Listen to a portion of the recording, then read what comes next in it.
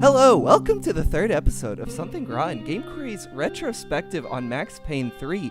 We are here to talk about chapters 7, 8, and 9, and I am joined by my regular co-host, Jacob Geller. Jacob, we're That's here me. again. We're here again. Your mustache is thicker by twofold, dare I say. I'm keeping the beard at bay, and so the mustache just keeps growing because I don't even touch it. Well, the beard looks like it's fighting back. Yeah, that's It's coming. welcome to my hair situation. All my hair is fighting me all the time. I have all the hair, and I must. And then we have a special guest here. I feel like we should have had you on Game Query 3 years ago, but it's finally good to have you here. JV Gwaltney is here. JV, Hi guys. hello. How you guys For doing? Good. For the uninitiated, who are you? Well, I used to be a Game Informer editor starting in 2015, and that ended up, I want to say, till 2019, August 2019. And I think I worked with both of you guys while you were interns. Yeah. Sure right? did. Yeah. And now I work for Terra Bruno PR, so I basically help do PR for like the Outer Worlds, Private Division, Dangerous Driving 2, a couple of other games. May I say, when you were at Game Informer, you had some of the most interesting and personal stuff that they published a lot of times. Like, Sure. Game Informer wasn't a super personal writing outlet, No. like, for the most part, but you had some blogs up there that were really good, and kind of the writing that I do now is like more like that. And I think, I don't know, the stuff that I really love to read. And so I was always excited when a new JV column went up. Yeah, thank you. I assume that archive's still up, right? Like the virtual life is still on Game Informer's website. Isn't Yeah, I haven't looked. I've got the archive somewhere backed up, but it's just one of those things where it's like, you know, the divorce is still fresh, it? Sure. sort of thing. Well, I don't know if I can look the kids in the face, you know. I was going to say, for any listeners at home that might not be familiar, though, if those are still up, I definitely do recommend reading those. There's some amazing ones. You had one about Stardew Valley that is a standout. I like Oh, yeah. that one. Good Yeah, one. that's one of the few, because I feel like writers, I think you guys probably have this issue too, where it's like you look over everything that you've worked on, even the things that people are excited about, and you're just like, that's garbage. I hate 85% of this, but the 15% not is me. really okay. Mine's all gold. I get to mess up. I mean, you know, you have a pretty good batting average, like, to be Sure. completely honest. Thanks. Like, the vast majority of your pieces are really good. Like, they range from Thank really good to all-time great. Like, they're really I'll have to really introduce you all to my ghostwriter one of these days. He's great. good. Is it AJ Moser? Absolutely not. I am insulted at the idea. I know. That's right. So for anyone that might be joining us here on the third episode of Something Rotten, this is a Max Payne 3 retrospective where we are playing a small chunk of the game at a time so listeners can play along with us, and then dissecting the themes, gameplay, production, and basically all topics Max Payne 3. JV, I'm curious, what is your relationship or, familiarity with the Max Payne series? It's a little if at all? convoluted with 3 in particular, because I grew up with 1 and 2. Like, I was one of those kids who snuck a copy of 1 past their parents when the game came out, and everybody was talking about how, gritty and seedy it was, because I was probably like 10 or 11 when it came out, and I really shouldn't have been playing it, but, Sure. Gamers gonna game, I guess. That there were parental locks on that game. Well, Jacob and me talked about this on an earlier episode, and that's how my dad let me play it. Was he would turn the parental locks on, and it was still just as violent. The only thing was it turned all the cutscenes off. Oh, which is okay. Yeah, that's So it's a just weird, uninterrupted violence. Yeah, without context. Yeah, you didn't see the one mild sex scene in that game, and you just got to loot and shoot across New York. Yeah, and I think I loved Max Payne 1 and 2. Like, they were some of my favorite games. Like, Max Payne 2 is the first game I remember having really interesting, like, ragdoll physics that weren't just goofy, but kind of disturbing. You know, where, like, bodies would just tilt over and, like, oh, he went still. They're not, like, flopping about crazy, like. And I really like the action of it. I still think that those two games in particular hold up pretty well for games that are as old as they are.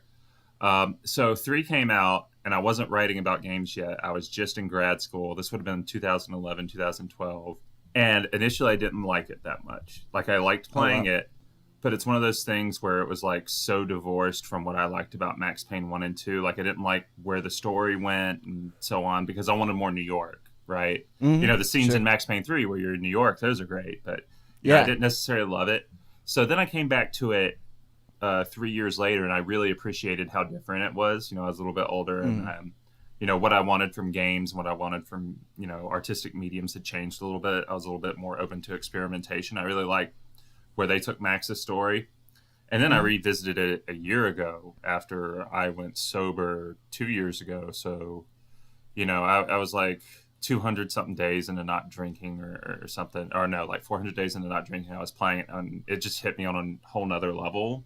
Because it's one of those things where you go through something and you come back to an old story and you see all the things that you just see it from a different perspective. And so what that game does with sobriety, because I don't think it's totally like a story about sobriety. I don't think it's really reductive to say that Max Payne 3 is an action thriller that's about sobriety. I don't think that's necessarily the whole picture, but like what it does with those themes, I find super interesting as someone who is sober. Yeah, it's you brought up some interesting things. In the one, when you first played it, you didn't like it because it was, correct me if I'm wrong, you were saying it was like something of, at the time you felt it was too much of a departure from the first two? And my other big criticism of it, which I still hold on to now, is, I know the Hauser brothers who wrote the game, and they do a lot of stuff, with Red Dead and Grand Theft Auto. They really like to pull from their influences. I feel like Max Payne 3 might be their most egregious, we really liked Man on Fire, and we're going to steal 75% of that movie, stylistic, presentation and plot points and so on and so forth. And I feel like that's still, I'm bothered by that. Because Max Payne 1 and 2, even though they were, even though like they used a lot of concepts from like Hard Boiled or, the old timey noir stuff, it still felt original, even if you were in the, even if you were familiar with those sources. But the stuff that Max Payne 3 takes in particular from Man on Fire, just it doesn't work. Like you're hyper aware. At least I'm hyper aware of it every time I play. Like the lens flare stuff.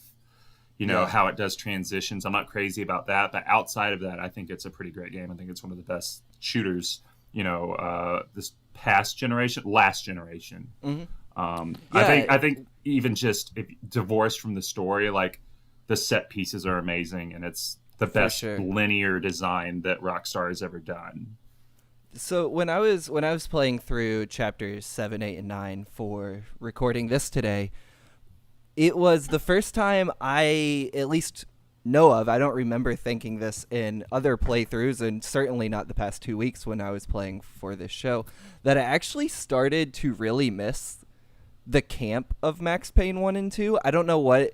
I guess maybe we can dig into why these chapters made me feel that way, but at a point, it just... This game is really mean, and this section of the game really puts you through the fucking ringer in terms of how much cruelty it's going to throw in your face. And I started to be like, I would give anything to just laugh for a second in this game. Yeah, because it's really weird how unrelentingly bleak, even with like Red Dead 2, in the rear view. Like, I think, except maybe Manhunt. I think Manhunt is Manhunt and Max Payne 3 are like the most just fist in the face, just glass everywhere, shattered, like just so bleak. Like everything sucks for the people in those games that inhabit those worlds. And it's very strange because Max Payne 3 does try to have those campy moments, like, or at least acknowledge the campy moments from those previous games, because you'll catch like television shows or you'll run into NPCs who say weird things, but it's always sad.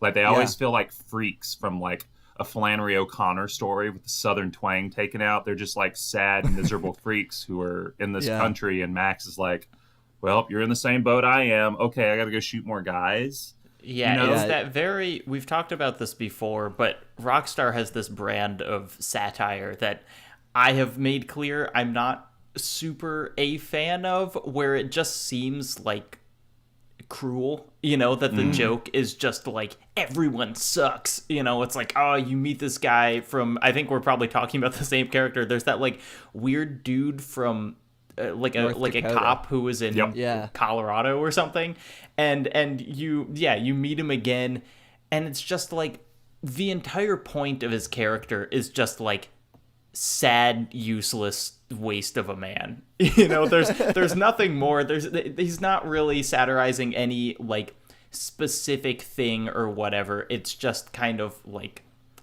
it's just mean. And you're right. It's like even in their moments of levity, it's just kind of a harsh game, and it feels to me like this is the Rockstar we demand to be taken seriously MO. And part of the way they do that is by completely emulating films, and another way they do that is by really never letting up on the like serious tone that they've decided this game should have. And I think sometimes it really works and sometimes it doesn't.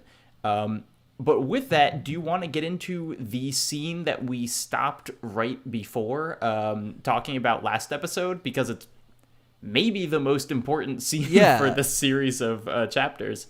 Yeah, actually, last episode we stopped like one cutscene short of Chapter 7 because we knew, JV, you were going to be on the show, and you, like me, are sober now. And the last cutscene of Chapter 6 is Max deciding he's going to go sober. And I think in the moment that cutscene is really interesting. I like that kind of transformation Max forces upon himself.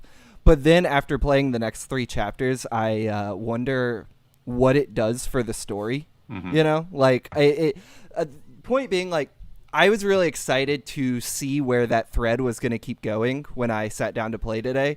And by the end of the 3rd chapter I had to play through, I felt it was very shallow, that it wasn't explored in any interesting way. JV, how did you feel about it? I don't think Max Payne 3 does a great job with sobriety necessarily, like making the sobriety stuff interesting. I think what it does really well is like making like drunken destructiveness like interesting in a way that games rarely do, where it's like, oh, this guy has a problem. It's affecting the people around him in a very, dramatic and terrible way. But I do agree that, like, resulting in deaths and because he's failing, to function as a human being, to live up to his function. And obviously there's other stuff at play there. Like, Max clearly has an anger problem. Max is also clearly the protagonist of a third-person shooter, so he's going to do what the script wants him to do at some level.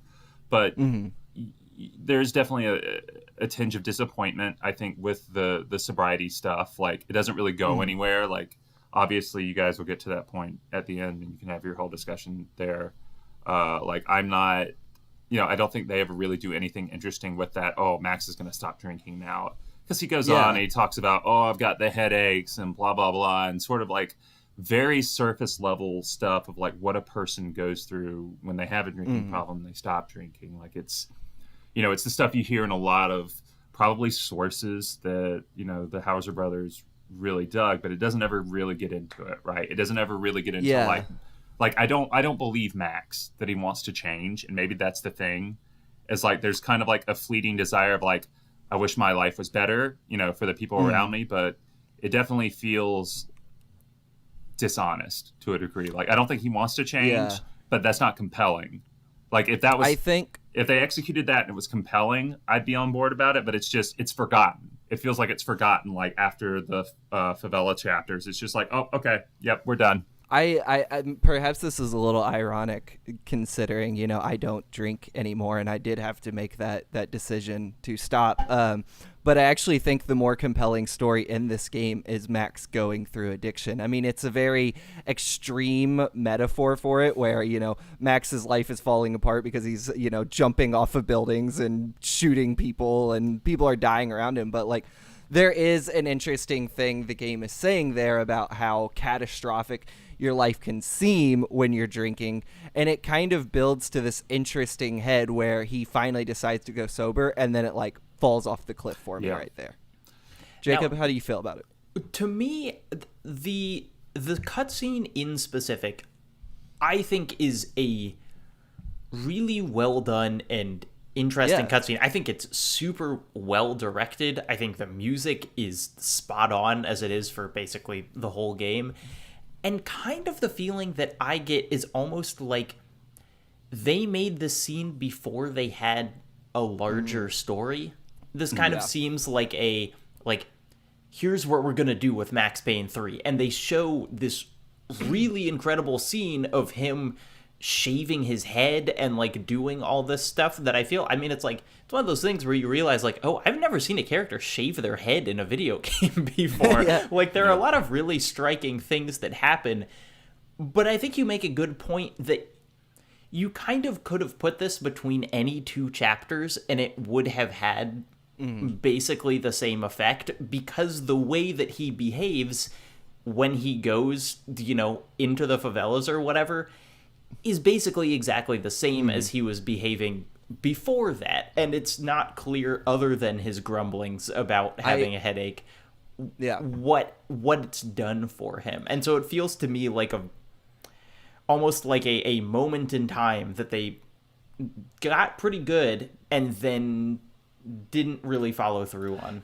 I think there could have been an interesting conversation this game had post sobriety where Max's behavior doesn't change, where basically just because you get sober doesn't mean your behavior will change. Like there are conscious steps you have to take after you quit drinking to actually become a better person. Right. But as far as I know, this game is unwilling to have those conversations. One thing that did stand out to me, though, and tell me if it's kind of a forced metaphor, but Max, decides to get sober, and then he goes to the favelas of Sao Paulo, Brazil, and even more so than when he was, with the Broncos up in penthouses and kind of where they live in the city.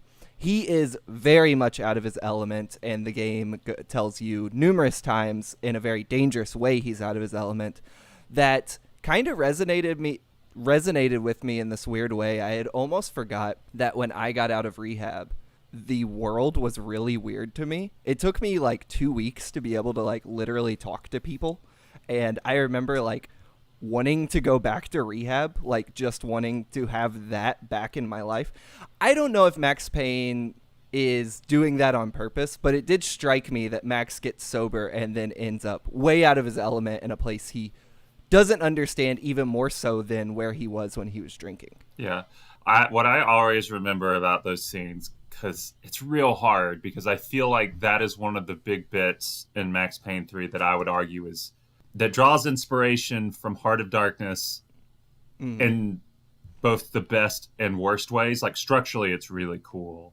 Seeing Max get his ass kicked. It's it's so rare to see a character who's so macho. It's the BJ Blazkowicz thing of oh, this character is going to, get his ass kicked for a while. He's going to be defenseless for a bit. He's really going to be, traditionally emasculated. But also, it's the thing of here's the stupid gringo navigating basically a bunch of poor houses with brown people he's going to kill. There is very much a Joseph Conrad icky thing there. I wanted to follow up, despite being struck by it, I do think this game gets into some pretty gross territory pretty quickly. Basically, the second Max steps foot into that party in the basketball court. It's a weird case of, I'm assuming y'all know the term lampshading. Yes. Actually. So lampshading in kind of when you're talking about media is when you kind of draw attention to something you're doing, usually with a kind of not great trope. And by calling attention to it, it kind of seems like you're being critical of it, but you're still using that trope. So an example, not in Max Payne, is you're watching a TV show and a character makes a sexist joke, and then another character goes, "That's sexist." And then you get to laugh at the joke while not feeling bad because apparently the show is aware of itself. Yeah. And so in Max Payne 3, this whole chapter is lampshading the chapter, where Max is talking about I'm just a dumb white guy. I'm here. I'm invading this culture. All of these people are so used to dealing with stupid tourists like me. Here I am. But then at the same time, it's I don't think that it's actually, I don't know, it's really hard for me to wrestle with because the game is so aware of its tropes, but it's still using the tropes so hard. Yeah, and I think it's like it's not even just in this instance, it's not a Rockstar thing, right? I think that's honestly like this is a video game thing because we can point to something like Spec Ops, which tries to tackle all of those things about, oh man, war, what the military does, in foreign nations and what it turns people into and the choices that they have to make and how it ruins them. And then it still expects you to mow down, thousands of people over the course of 6 hours and getting achievements for, killing people with different weapons and so on and so forth. And you can say, you can say, oh, Spec Ops is in on the joke. It's the darkest, bleak, Watchmen comedian level kind of humor, and they're in on the joke, and you can either let them off the hook, because, if you let them off the hook, you can let yourself off the hook, right? That feels sort of like the bargain of lampshading, but I don't think Spec Ops gets away with it, and I don't think Max Payne does, but I don't think it's necessarily like a fault within Max Payne itself as more as it is a video game, the thing of like, people don't know how to tell stories in video games that can get past that yet. And the audience is willing, the majority of the audience is willing to entertain that and go along with the bargain so they can have a fun time, and not feel shitty about it. I think I agree. But also, there was something that sat really weird with me here where granted, Dan Houser is not the only writer on this game, but he's the chief writer, He kind of wants to have his cake and eat it too with the setting where we end up in the favelas and there's this moment where Max makes sure to call out that these favelas, which, are the poorest part of the city, are now tourist attractions for rich white people to come look at and, see how the poor live or whatever. Yeah. And Dan Houser seems to really want to demonize this and call out that behavior from, white people. But also Dan Houser, lives in Truman Capote's old penthouse, which is like, or townhouse, which is like the most expensive one in Brooklyn or something. Yeah. Which is like, I don't know, stuff like that always sits really weird with me. No. Where you want to call out yourself. And I think Dan Houser does this a lot, actually, where he's more introspective than he seems, but that doesn't always make it a good he's willing criticism, to indict a system that he's part of, but that doesn't necessarily that makes it ring false, to a degree. But it's, I don't know.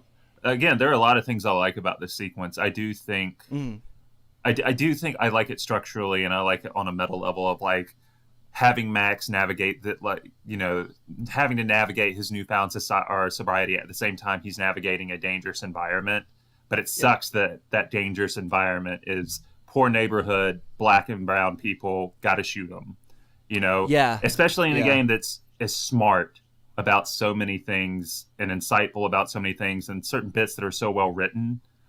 Like that one sticks, like these two chapters together, I think it's 2 chapters, maybe 3, really sticks out as like the sore thumb of like, ooh, I don't know. Like if I ever go back and replay it, like it's always going to feel weird to replay that segment. It might be one of those things where I would skip it. For sure. Yeah. I think that, these chapters are really interesting to talk about from kind of like a thematic and storytelling perspective, because I think their strength is how the setting reflects on Max. Like that is interesting, and it's interesting to see him there and use the setting as a metaphor for everything he's going through. But like we talked about last week with this game's treatment of women, which, or do these chapters have gets way worse. some stuff to say about. There's this thing where everything is only there to mean something to Max, and the game doesn't seem to really have anything to say about that in itself. And so like you will get these scenes, even before the kind of like named characters start dying, which happens later on, you go into this kind of strip club and there are a whole bunch of women being, kind of brutalized in different ways. And the only reason that they're really doing that is to show you that like this is a bad part of town, and that's that's it. And it never goes back to that strip club. It doesn't. really care about the strip club, I don't think. It just cares about kind of how it reflects on Max as a character. And that means that you do get some interesting perspectives on Max as a character, but it means that everything around him is disposable. And when you're playing with these kind of themes, it feels a lot worse to make those things disposable. Yeah, I think disposable is a good word, especially considering what we were just talking about with like Rockstar kind of, I don't want to say pretending, but trying to make a statement about something, but also being guilty of the thing they're, making the statement about. Like, disposable feels like a good word there to me. Yeah, it also feels weird. I think this is one of the parts of any fiction that does sort of this whole, like, this exists outside of video games. I think it's, a part of the world we live in now, what we're aware of. Mm-hmm.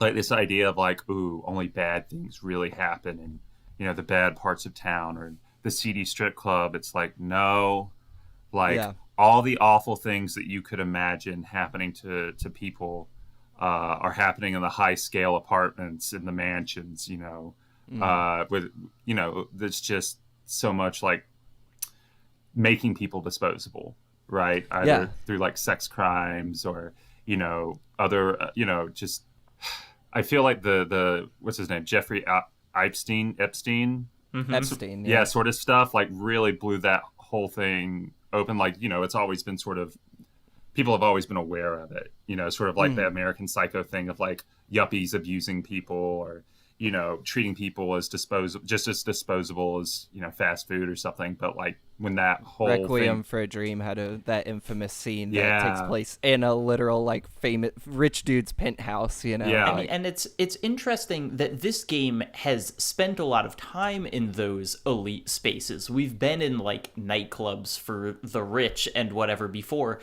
but the villains of it are always kind of still, what Max would refer to as like cheap hoods or whatever. That you're not.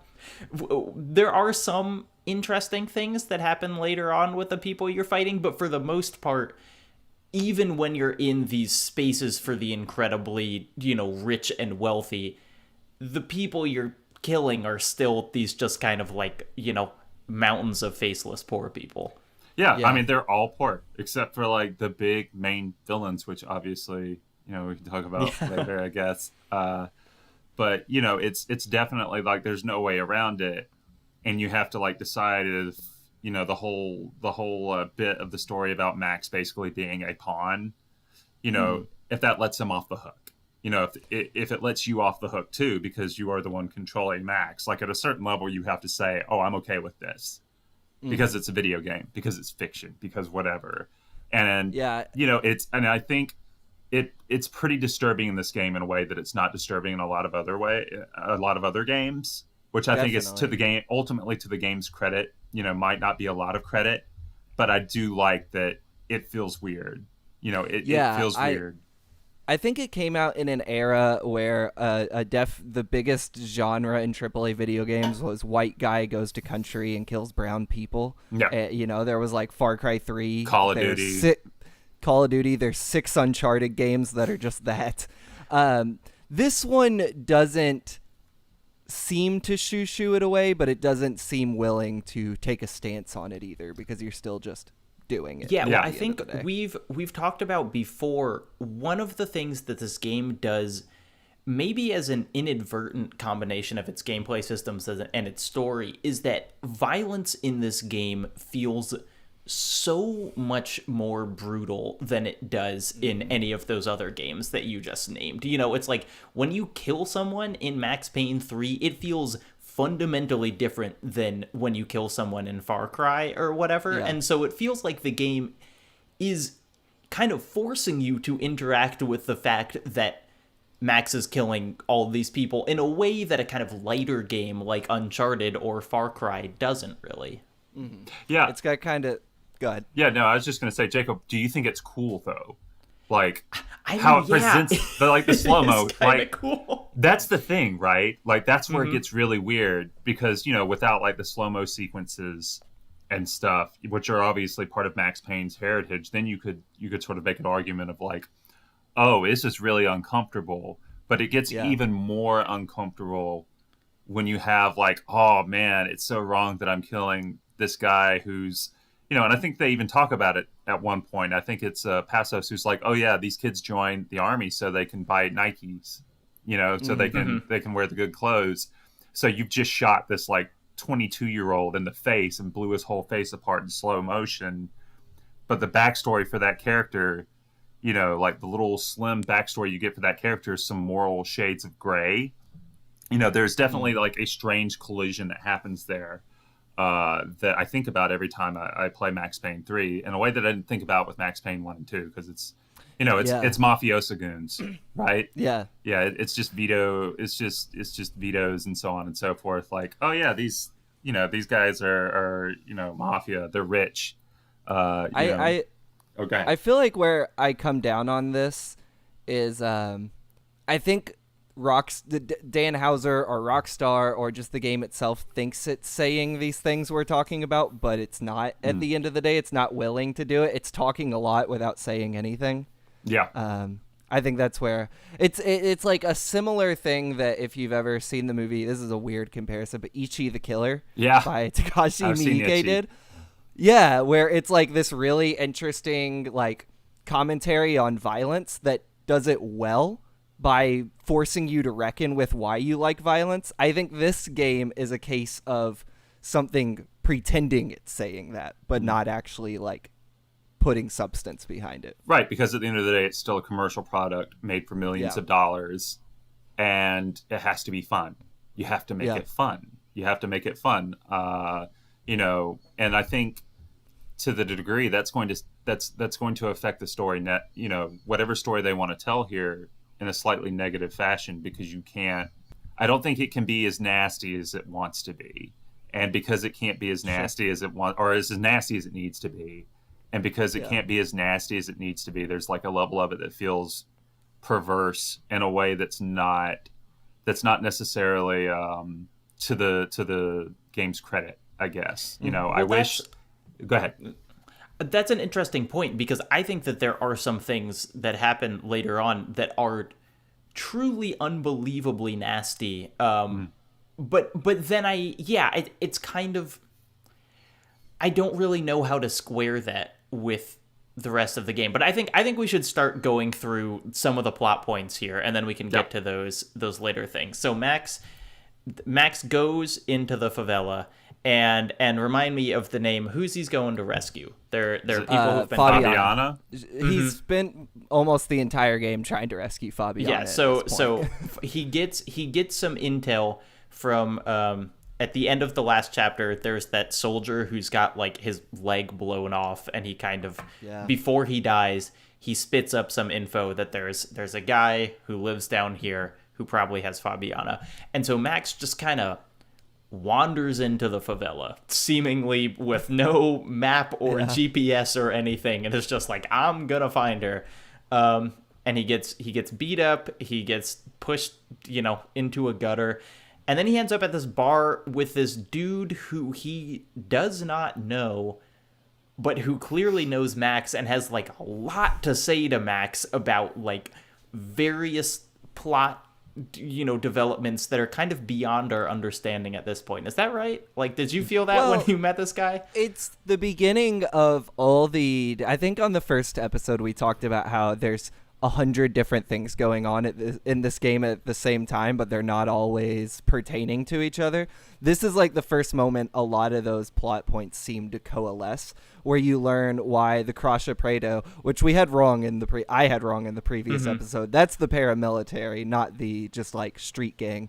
You learn that the Broncos and the Crasha Prado were somehow involved with, you don't know exactly what they were doing, but the Broncos wanted to redevelop a piece of land in one of the poorer districts, and the Crasha Prado took care of clearing that out, and all we are told is it was pretty nasty. That's where I saw it, and that's what I saw from that moment, was just this game starting to bring all its disparate pieces together. I do think that there's an interesting aspect of just like throughout this whole game, and maybe it's because I'm bad at following stories, but like I think it's intentional that Max always feels very in over his head with this stuff. Like, he's always meeting characters who have more information than he does, and him kind of being like, I guess, it's like he so rarely knows how to put the pieces together that it's kind of relatable as a player who doesn't totally know what's going on or why he's ending up in the situations he's ending up in. He's kind of got a like Kevin James thing going on to him, where he's just kind of a bumbling idiot throughout this game. Yeah, for sure. I think it ties into the drunkenness thing really well, though, because like obviously in Max Payne 1 and 2, he's not an omnipotent detective, but he's competent. Things get crazy, but he can put the threads together. In 3, I think it ties well into his senses and capabilities being so damaged by how drunk he is all the time and the damage that, being drunk for all those years has had on him. I think thematically, that's one of the things that works really well is that sense of being lost. I think more than anything, Max Payne 3 really like gets across this idea that you are lost. You are lost in a country that you don't understand. You are lost in a plot you don't understand. You're lost in your own body because you can't control yourself. You can't control your urges. Everything's jumping sideways into walls. But I think that's like that ties into a bigger theme that intentionally or unintentionally, like the game does super well.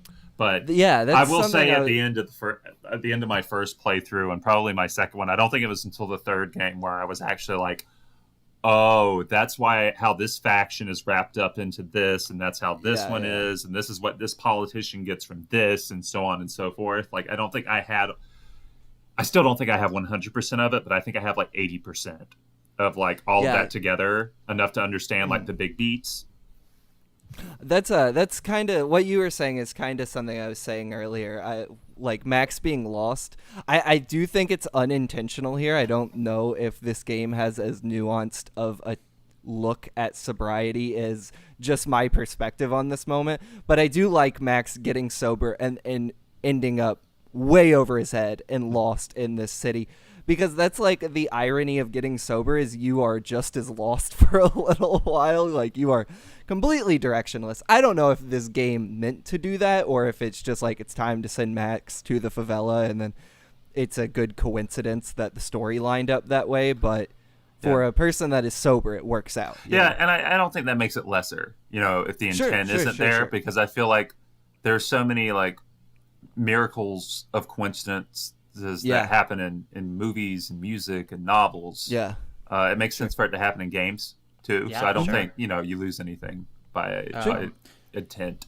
Let me ask y'all about a interesting gameplay thing that I think is kind of only present in this level and maybe in the third level that we played for this one. So you're going through the favela, you get into a gunfight at the strip club, and then it's kind of the trigger goes off in the level, and it goes from being kind of a slow walk to the gameplay that you're used to, where you shoot everyone. But in the favela, there are a good amount of characters who don't have guns and aren't necessarily shooting at you, but will kind of pop out of a window and then like close their shutters and go back in. And the game makes it very easy, perhaps borderline encouraging, you to just shoot them, because death comes so quickly in this game that you're encouraged to play in a very twitchy way, where the second you see movement, you shoot at that movement, because if they get the drop on you, then you're going to take a huge amount of damage instantly. And it's never really commented on, and Max, I don't think, even has any kind of like one-liners about it, but I still think it's an interesting intentional choice, and I want to know if you noticed that or if you had any thoughts about it. Yeah, there's this poor woman in one of the apartments that I shoot every time, like, because I forget she's there, and it's like the twitchy movement thing of like, oh, that door just moved, and like I shoot as soon as it opens and it kills her. But my problem with it is that Max, being Max, if he like killed that woman, he would absolutely like have something. Right, he would say something just because of like his whole catalyst of who Max Payne is is that a woman, his wife was shot. His life is defined by women getting murdered near him. Yeah, so because of that one moment, like, I don't think it necessarily it is an interesting design choice that doesn't feel like fully realized, and it's not even like necessarily something like, oh, I want a game over. It's like, I want Max to say something like, fuck, or just like, like, and it's hard. I get it. What's going to be the proper reaction there, for that character, and how do you do that into a third person shooter? So I don't think it necessarily works in the way that I would want it to work. I actually didn't know you could shoot them. No, you're just too slow, Blake. You didn't That's even get very your trigger true. That is very true. Or Blake isn't a psychopath.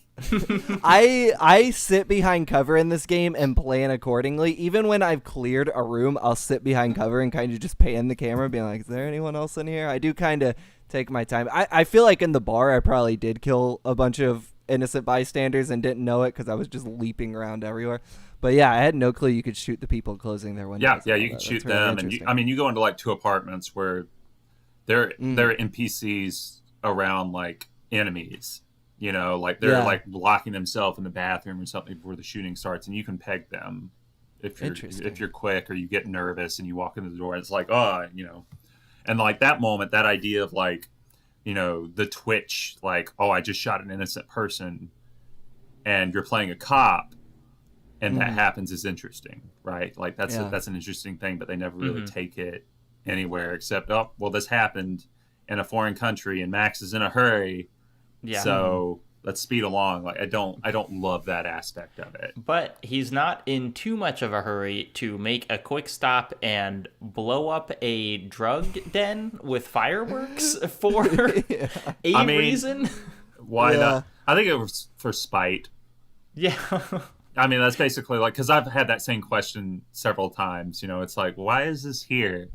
And I think it just comes down to like, oh, we need a shootout here to pad out this section with like more action sequences, and the narrative reason is Max is mad because Max is always mad and he wants to spite them.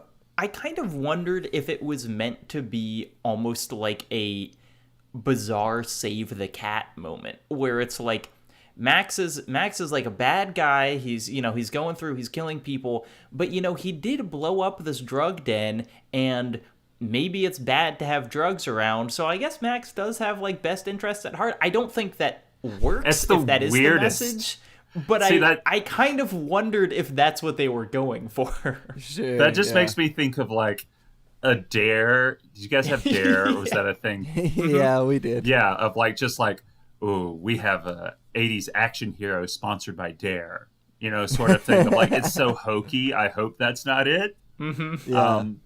Because I feel like I feel like the whole series doesn't go out of its way to like try and lionize Max either. No. I think that's what makes him one of, gaming's most interesting protagonists, is that even in the first game, like what he's doing is always, it's a matter of like entropy, I guess. Of like things just going chaos increasing and morality sort of like slipping out of the door as the chaos increases. 1 minute it's like, oh yeah, we got to stop this cult of drug dealers that are somehow backed by a corporation in the first game. Yeah. And that becomes this sort of sad sack story of, trying to stop a political conspiracy in a foreign country, but along the way you're just shooting poor people. Like Max Payne devolves into something that's very sad and bleak, and I think that's why my first time I didn't love it, because I wanted more of like my morally gray hero shooting mafia in the in a snowstorm New York.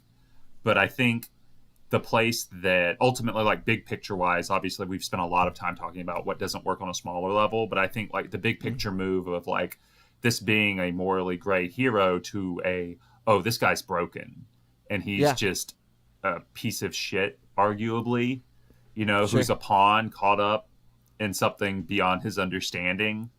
And he's allowed himself to become a pawn because of how much he's broken his body over the years and his mind. I think that is fascinating. I think to your point, this has been something that's crossed my mind a couple times while playing it, is the way this game, despite the fact like they mention Mona Sax's name, and I think even like Detective Winterson or Winters is brought up too, it really whitewashes Max Payne 2 just out of the lore. This is basically Rockstar's Max Payne 2. Well, Rockstar developed, I guess, because it's like a regression for the character almost from Max Payne 2, where he has finally, I mean, it ends somewhat tragically, but he finds peace. But now in Max Payne 3, somehow his life has unraveled, you know? That's the problem when you keep making stories with anti-heroes. Arguably that's why BoJack Horseman should have been one less season or whatever, is like, you can't keep getting, maybe you can keep getting better and getting worse because that is often how recovery works, but as a storytelling thing, it really feels like you're just, walking in place sometimes. And the way that there is a line in a level in the next level in this game where he's like, well, aside from all that Mona business, and that's it. Like he just kind of throws it out the window. I think actually that was that moment that really made me dislike the game on my first playthrough, was as someone who had enjoyed Max Payne 2 the best. I think that was my favorite. I think I liked Max Payne 2 more than Max Payne 1, if I remember my brain correctly. Like that just felt like such a fuck you to me. Sure. But in that same level, by the way, that's where he talks about Winters, but you have to find her grave in that entire cemetery. Oh, interesting. I found it just on accident, like just ran across it and had the triangle prompt. And as far as I know, those are the only two like tangible callbacks to Max Payne 2. Because other than that, this game just completely wipes over it. Yeah, but I think ultimately that's a good thing. Sure. Like it took me several years to get to that point, but I think Max Payne 3 ultimately justifies that sort of movement, or moving the story in that sort of like in that way. Could they have handled, the transition a little bit more, thrown in some more callbacks so it's not so rough? Because, beyond like feeling like an aggressive like backstep, that it's just kind of a little bit sloppy, like just saying, oh, the Mona Sax thing, because, Max cared about Mona. It's not like he just pretend like, because that's cold, even for Max. Even for Max Payne 3 Max, that's just like really weird. Yeah, I think the side effect, or maybe the intended effect, is that this game does work really well standalone. And I played it the first time. This was the first Max Payne game I experienced, and I didn't feel like I was missing a big chunk of the character. That you can pretty much do the whole thing and have it feel like a self-enclosed story in itself. But yeah, that comes at the cost of his history, which is pretty well established. Yeah. So the favela chapter we were talking about, I think narratively it doesn't really push the story along very much outside of you learn that the Crusher Prado and the Broncos had some deals going on together. So I think we can go ahead and just move right to well, let's talk about the last scene that happens there, which so you're going up, you're kind of like facing more well-armed, enemies. It's like at first you're just kind of fighting random folks, and then I forgot this happened in chapter 7. Yeah, so then you get to this kind of safe house, whatever. You get to like a big, well-guarded house, and you kill everyone outside of it, and Max just walks in. It's a very weird, I know there's that kind of separation between game and cutscene where, Nathan Drake gets shot 40 times in the game, but then he gets shot once in the cutscene, and it's like a big deal. But in this, Max walks into this room. There are like 7 people in there. He's like, let them go with his gun. They all point their guns at him, and then he's like, fuck. And that's just kind of it. And then, the kind of like big guy in charge shoots a woman who is not Fabiana. No, it's Fabiana. Oh no, okay, he shoots Fabiana in the head, and then there's someone else who's her friend, right? Yeah, it's her sister-in-law, I believe. Oh Jesus Christ, I'm bad at tracking this, but yeah. So he's like, don't shoot her, and then the guy is like, okay, and then he just immediately shoots Fabiana. And it's just kind of one of those, like, boy, Max sure fucked up this one. The laugh track. I'm a fan of when media doesn't make a big thing out of a character's death, almost in the sense that it just, like, it happens. And this game completely throws a curveball at you. It doesn't make a lot of pageantry around Fabiana dying, but basically destroys Max's entire objective up to this point. You know, like, he has completely failed everything he has set out to do since the beginning of this game in this one moment, and it happens in 2 seconds. Which I actually really like. I like that there isn't some, like, slow-mo song over it as Fabiana's, you know, dramatically shot, you know, and she falls.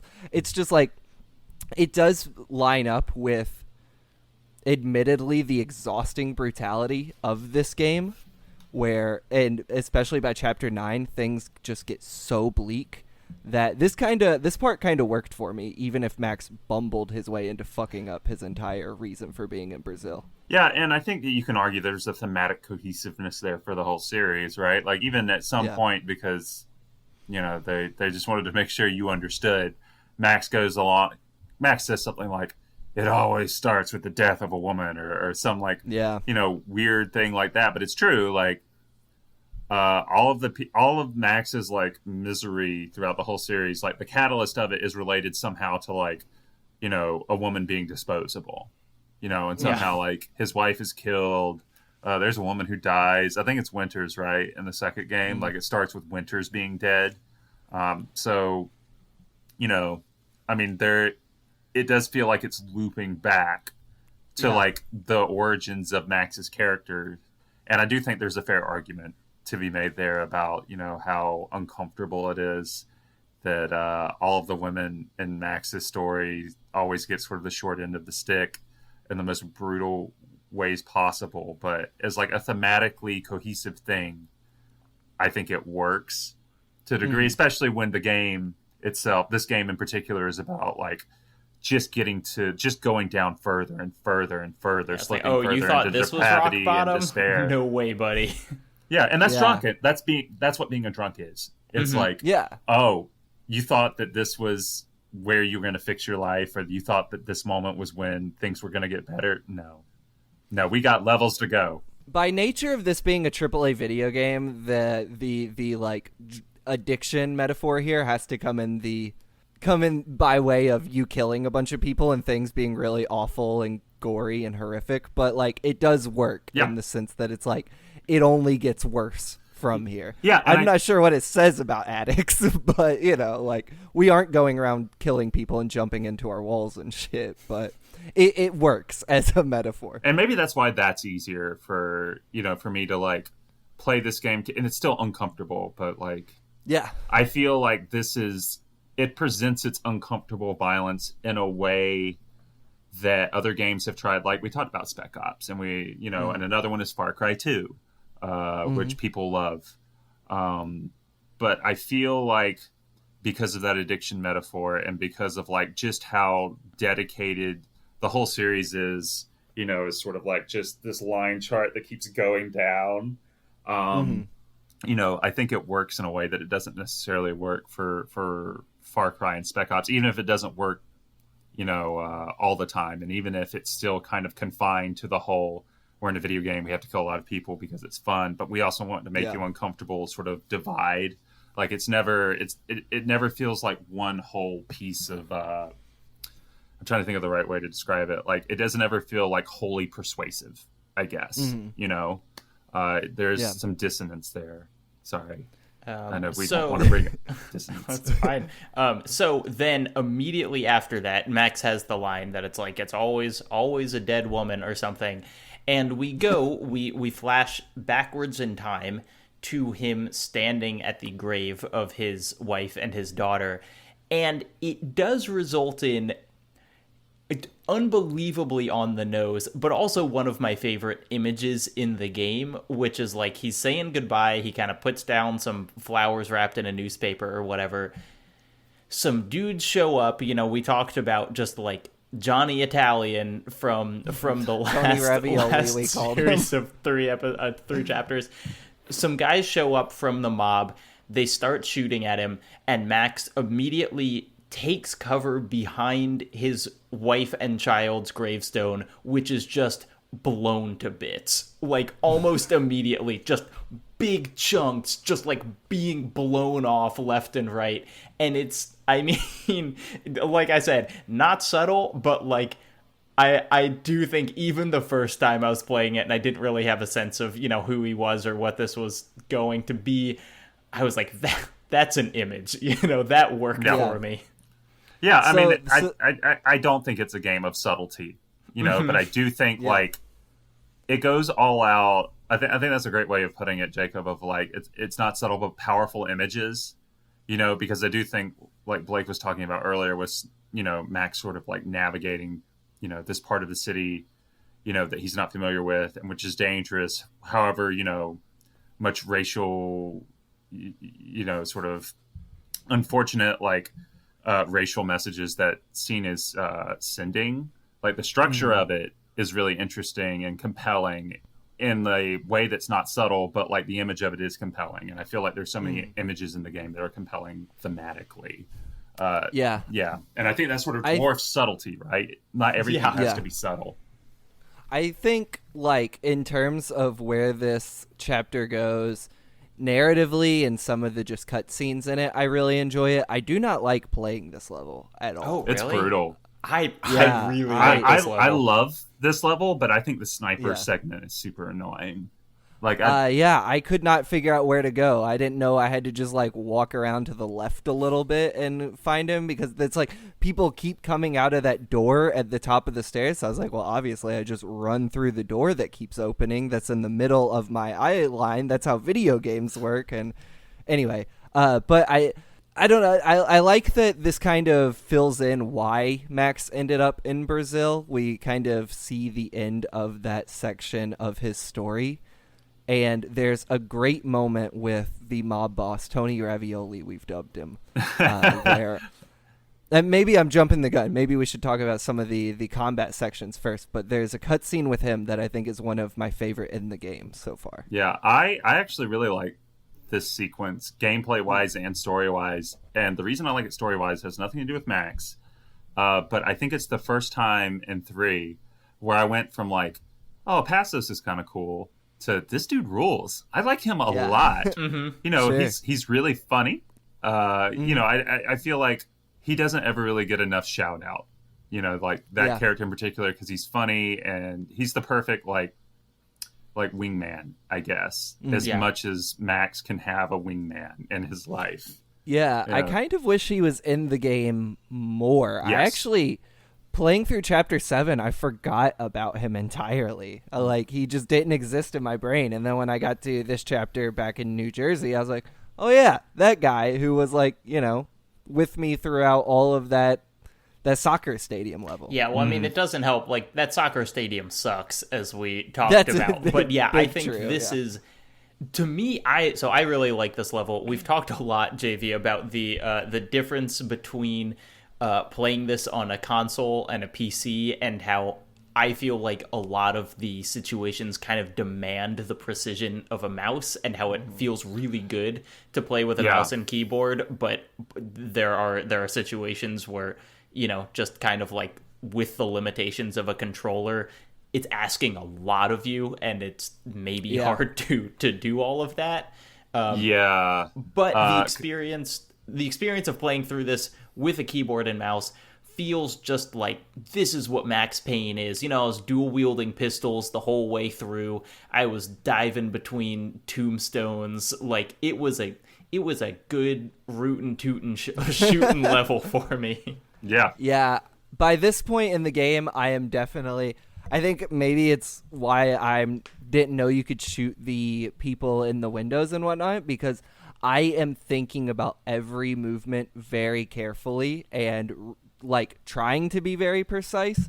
But on console, that, you know, not having a mouse, that requires me hunkering down behind cover and lining up my shots very perfectly. Yeah. And this level, though, feels built for running around and jumping and everything. But if you don't have that ease of movement, which console just doesn't give you, this level can be a pain in the ass. Yeah, I've played both. I played it on PS3 when it came out, and I played it on PC, and I agree with that sentiment. Yeah. Like, when I played it on console, this level really sucked. Because you are supposed to be, like, throwing yourself in the thick of it, right? Like, it's like the Dark Souls to Bloodborne thing of, like, you have no shield. Like, you think you have a shield, you don't have a shield. But I actually think this is my second favorite level in the game. Not just because it's like, ooh, we're back in New York or whatever, but it's as close as Max Payne gets to feeling like a bona fide Wild West game, in the sense of like how it's laid out, you know, and like you're constantly like, the enemies come at you and they're not like in lines or anything, and it's not vertical, you know, it's never really like vertical to the point that like certain city levels are, or certain like modern levels are. It's like you guys are pretty much on even plane most of the time. It feels like Clint Eastwood against four dudes who have shotguns and machine guns, and all he has is his pistol, and he just mows them all down. Like, that's what I like about that level the most. It's just like standoff after standoff after standoff. Yeah, that's in a way that feels a- Wild West.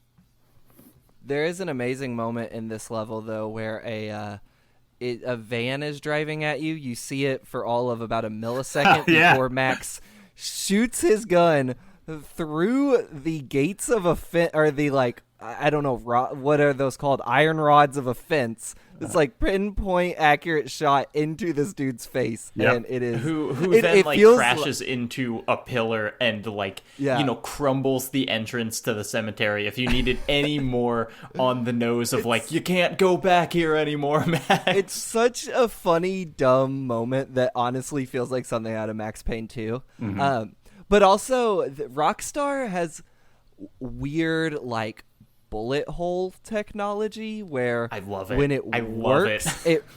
when it works, it really works and it looks cool. When it doesn't, you get really awkward looking, like, entrance wounds. And so for me, the bullet hit the guy directly in the mouth.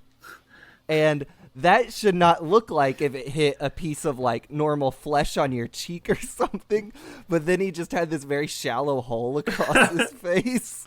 It's very bizarre. I mean, I think this is actually worth talking about, because I've kind of like gestured a lot at how much I like the physics system and kind of like the ragdolls in this game, but there are two things that it does really well, or at least sometimes does really well. One are those entrance and exit wounds, because the difference between them and other games is they are three-dimensional. Like, they actually kind of like come out of a person's face, and this is going to get really gross really quickly, but it's like when you shoot a dude in the eye or whatever, it doesn't look like there's a red texture over that. It's like there's a big chunk of kind of like blown out bits that suddenly put over his eye in this way that just like, when I see those bullet cams in this game, I go like, ooh, more than I do in almost any other game, because it just feels so like physical. And then the other thing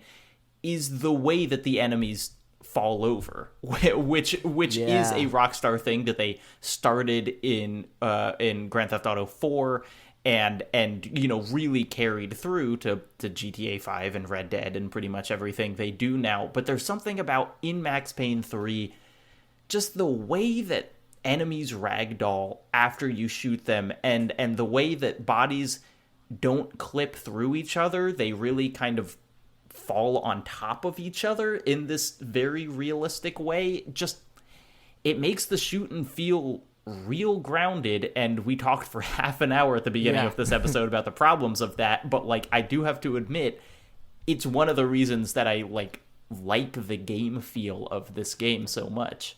Yeah, and I think that's kind of why the violence is compelling too. Like, again, it's not consistent, but you know, you take this and you take the game's violence and pit it against something, again, Spec Ops, because I feel like that's the closest other like AAA game that we can compare like how this is approaching violence too. Like they're not 1-1, but they're cousins, so to speak. The shooting in Spec Ops sucks. Like there's no weight or anything, so combining the fact that the violence is so grisly, but also making it fun, because it is fun. It's probably the smoothest, third person shooter of the last generation in terms of like just playing, especially on PC where everything feels so good. Yeah, it's like if you try to play Gears of War after playing this, it just feels like garbage. It's just like you're you have so much mobility. Yeah. You have so much mobility. It feels like ballet with bullets, which is what Max Payne 1 and 2, presented themselves as. But it was still stiff. Even then it was still stiff. But like Max Payne 3, it just feels like when you're playing that, and a lot of the time you're dying, you're doing miserably, but like when you're playing it and you're at your best and you're just dodging bullets left and right, you're ducking your head at the right moment and servicing to take out 3 dudes in like a second in slow-mo. It's just, there's no other game that can replicate that feeling, And you can't say that a lot about other games. You can't say that, especially shooters, because a lot of shooters are just, they feel like they were made on, sort of like an assembly line in terms of like how they approach violence. But there's nothing like Max Payne 3. Yeah, there's and not curiously, even Max Payne 1 and 2, it's nothing. I also think that neither GTA 5 nor Red Dead really get that. And I've already said, it's like Red Dead I think is going for a vastly different feel, but it's like GTA, you have a character who can slow down time while shooting, but it doesn't feel like Max Payne 3. Like it, there is just something that this game has that makes it good. Anyway, Blake, you wanted to talk about, I think, Tony Ravioli's father. Is that your Well, your actually, favorite hold on. scene? I had a small anecdote just about the way the enemies fall after you kill them. When I was playing earlier today, I shot a guy, and he was the last guy in the room that I needed to kill. And I, shot him, and I thought I killed him, but he didn't fall. He just kind of stood there for a few seconds, not like he glitched out, like it was part of an animation where it's almost like in a movie where someone gets shot and they stand there like they can't believe what just happened.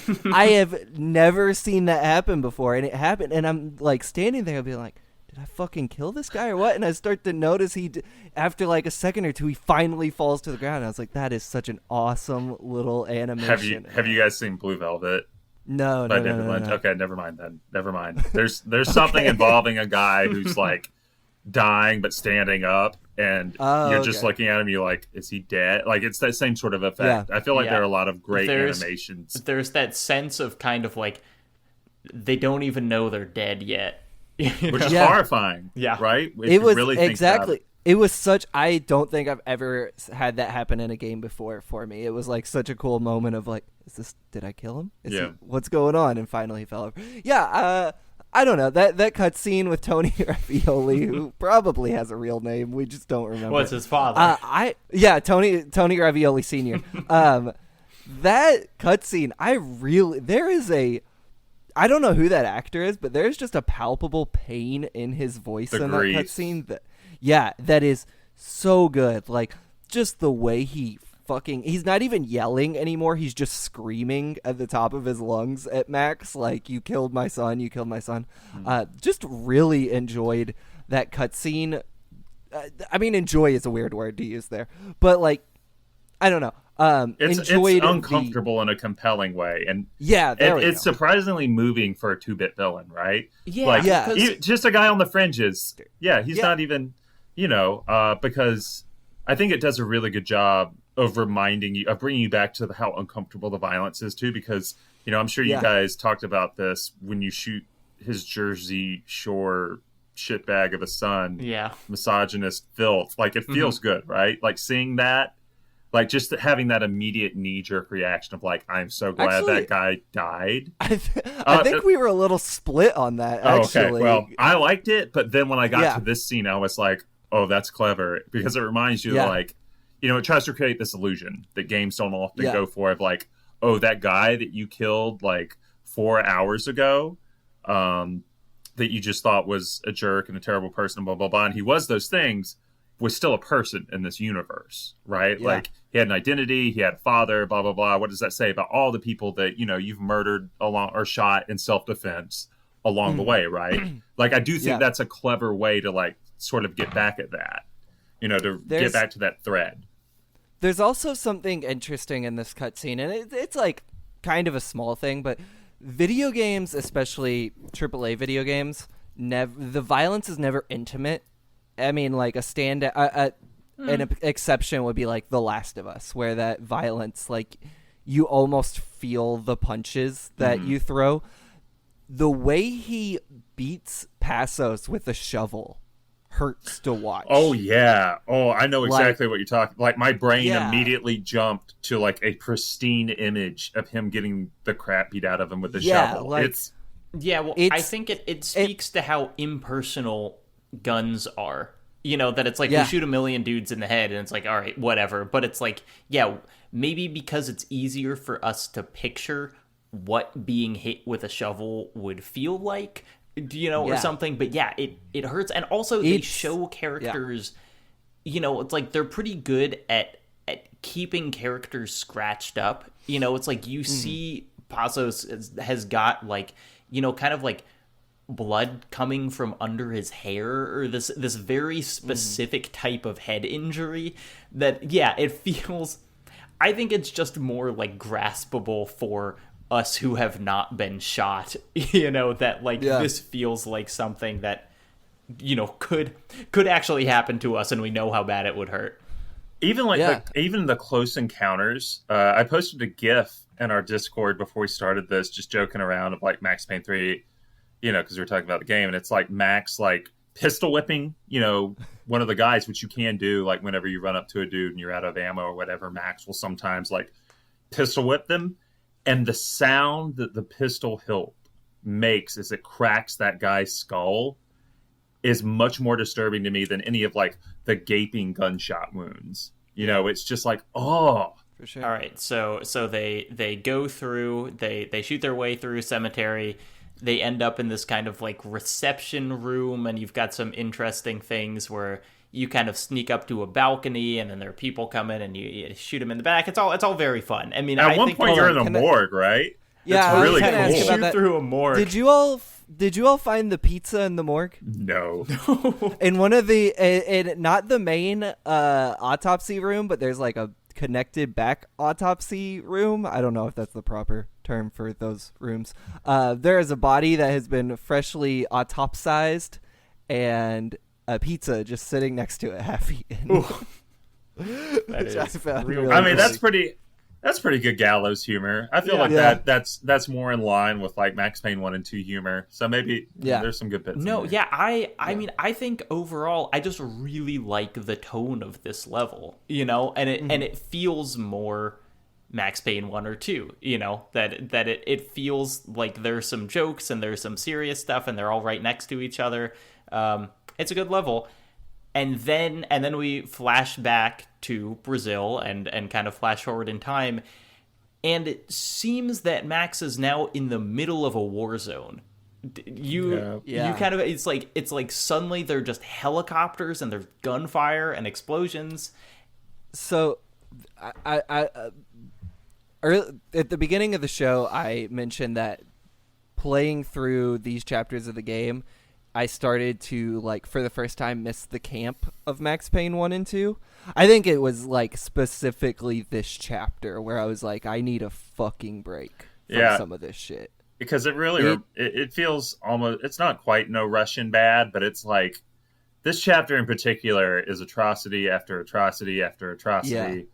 And it's also no fun to play, right? Like it feels kind of sluggish for the most part. It's like one of those levels where you're just walking and sneaking by, and like when you do get into a gunfight, it's against armored they're hard. They're hard. Yeah. You have like pea shooters against like dudes who are armed with like M4 assault rifles and stuff. Have you all had an issue where you go into bullet time, not when you jump in bullet time, but when you just like click the button so you can slow down time normally, where headshots don't kill people in one shot? I ran into this. I feel like sometimes it's like their helmet needs time to come off. It's like you shoot them in the head and the helmet hits and then I don't know. I had this happen. Well, the first time I noticed it was in chapter 7 before the paramilitary were there. And then I noticed it again with the paramilitary. But there was a guy without a helmet I put an entire clip into. Maybe it's like just into his head, I mean. Well, maybe he was just a Resident Evil 4 Oh, enemy. One of the He villagers. had to go and suplex him.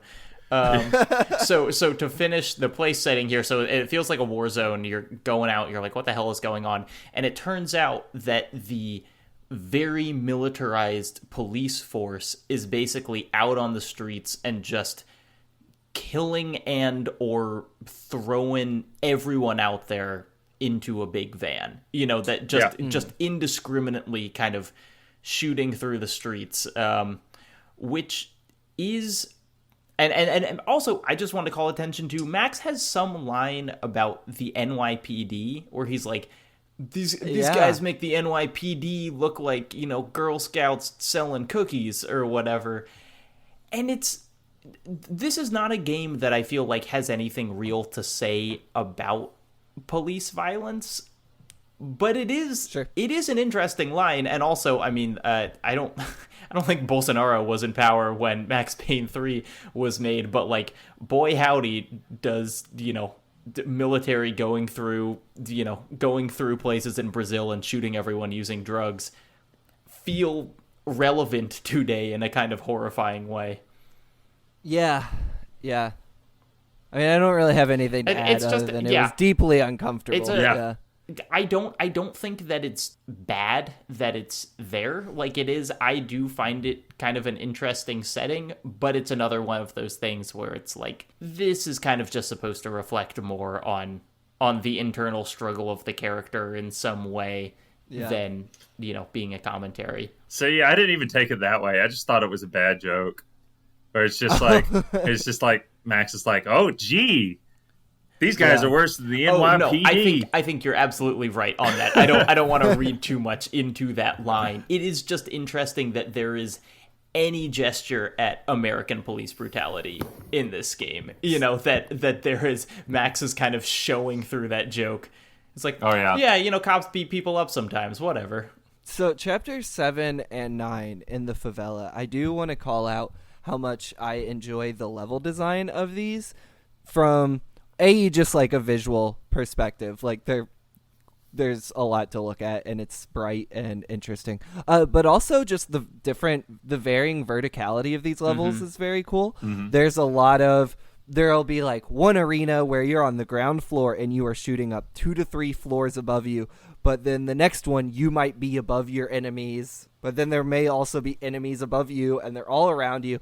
I just really enjoyed like having to constantly be thinking about above and below me in this level.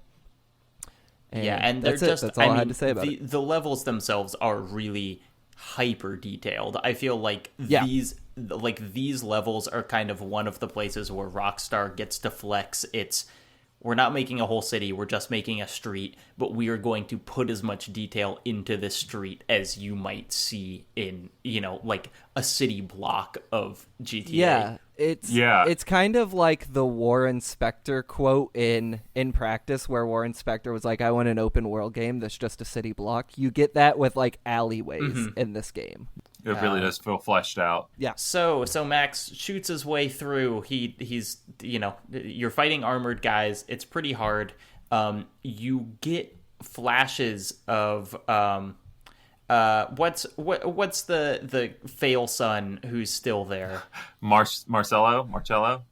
Yeah. So Marcello is being rounded up along with Fabiana's sister. They're both kind of thrown in a van or whatever, and so Max is like, well, I guess I'll follow him. And then, Blake, you want to describe what happens? Oh boy. Max comes upon them just in a basically nondescript like backyard, and then Marcello is set ablaze, immolated, lit on fire. There's a specific word for There's a name. I was about to look it up. Because it happens in the Americans too. So he's stuck in a stack of tires that are then doused in gasoline and set on fire. And and Max says something like, this is a super specific gang way of killing someone, with the implication that kind of like the cops want it to look like it was a gang. Did you find the name, JV? This is the Crusher. It's neck lacing. Oh, okay. Yeah. This is the Crusher Prado, I believe, that's exacting this, which we learn have a deal with the cops. So we start to see the people there being rounded up are being taken by the cops, but also the Crusher Prado's in on it, who's like this paramilitary gun for hire group. And they kill Marcelo by burning him alive, which is always the worst shit ever to see. Like, I do not enjoy it. You see it every now and then in movies. I feel like it doesn't pop up too often, but whenever I see it, it just really gets under my skin. It's so brutal. Yeah, it's cool. It's another thing. I actually really like this scene because Marcelo is like the one earliest on where I'm like, this guy annoys me. And this might say something about me as a person playing video games. It's like, yeah, I'm not saying I want him to die. I want him to run into a lot of misfortune, because he's like the bumbling fool, right? At worst, like the wannabe Casanova. He's just kind of crude and stupid. But to see him get lit on fire, like to see him die in that horrible of a way. Like, it really makes me sort of like confront that like violent desire that I had earlier of like, ooh, maybe I don't want that. Yeah. Like it makes you check your desires at the door, I guess, of like, did you really want what you think you wanted? Yeah. And then Max honestly does something similarly terrible to someone. I mean, you have to go through a just dog shit quick time event to see it, but Max puts a machete through a dude's neck, and it is like it all happens within maybe 20 seconds, and it is unflinchingly brutal in a way that like I don't know if I like, but I guess fits where this game is going right now, the spiral of violence, and not just spiral of violence, a spiral of like inhumane brutality. Like, it's that whole rough. level feels like a strange love child of like No Russian for Modern Warfare 2 and Manhunt, like with all the stealth and brutality and just how dark it is, and like people getting mowed down in the street. It's very uncomfortable. Yeah, I mean, what I will say, I think, I don't know if sells it is the right term, but the actress who's playing Giovanna is appropriately, I think, traumatized by all of this. And it's one of those things where it's like Max kind of doesn't react to violence that much, that he's just seen so much of it that he's never going to be like, gross. So being with Giovanna, who's just like losing her shit at this moment, does make this feel, I think, more weighty than some of the other stuff has. And then you take her and you go down in the gutter, and then there's this really nice touch where they lie there for a while, and it's implied that Max actually like falls asleep, which seems on one hand kind of insane, but I also like in the theme of like, this isn't a superhero. Like, he's just this old man who's old recovering drunk who's been put through like so much that the idea of him just like being in the gutter and just like passing out from exhaustion, I found kind of endearing. Yeah, sure. Yeah, it's an interesting touch. I think. Well, that's it. That's it. And that's the end of chapter 9. All right. Yay. JV, you didn't replay the game for this episode, right? No, because I played it 4 months ago or 5 months ago. I'm just curious. Do you see this as a game you plan to not revisit specifically because you were on the show, but like a game you will revisit again in the future? Yeah, I think I'll revisit it every couple of years, just because it's more than anything, it's so much fun to play, and it does interesting thing. Like, it tries to do interesting things in ways that games from its time didn't. It tries to execute on ideas about violence and alcoholism, about Americans in different countries and, how they sort of fuck up those countries. in very negative ways. It feels very much a game of its time, but as a game of its time, it's doing fascinating things. Let me ask you, we haven't talked about this before, but you as a very kind of like games and games industry literate person, let's say you just hear tomorrow that Max Payne 4 is being produced, and that's the headline. You don't have any more information. What would you hope, like, the article would say? Like, you know, themes, studio, whatever. Like, do you even want to see this series continued in any way? And if so, by who and what does it look like? I don't know, to be completely honest. I think I would be open to it, you know, because I'm kind of happy with how Max Payne 3 ends, which I'm not going to talk about, so you guys can talk about it later. But, you know, I'd kind of like to see the passing of the torch if they did another Max Payne, like, you know, that sort of story of like Max taking on a protege or something, or like trying to help someone out and then they end up taking the torch, or like it ends, you know, because like it feels like Max spends all of Max Payne 3 on his last leg. So where are you going to take that? You either take it to the definitive end or you pass it on. So I think that's what I'd like to see.